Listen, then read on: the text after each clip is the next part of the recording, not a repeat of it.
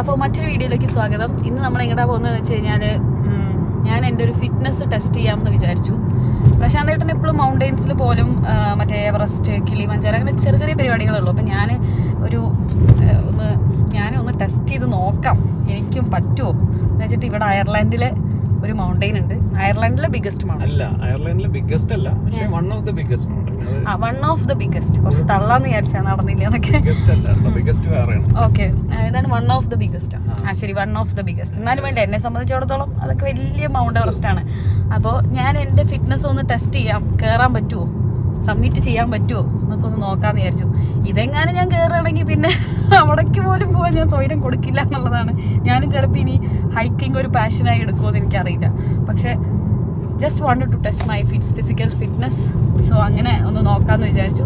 Let's go. അപ്പോൾ പോണ വഴിക്ക് നിങ്ങൾക്ക് അത് നല്ല മനോഹരമാണെന്നാണ് പ്രശാന്തേട്ടൻ പറഞ്ഞ് കാണാൻ.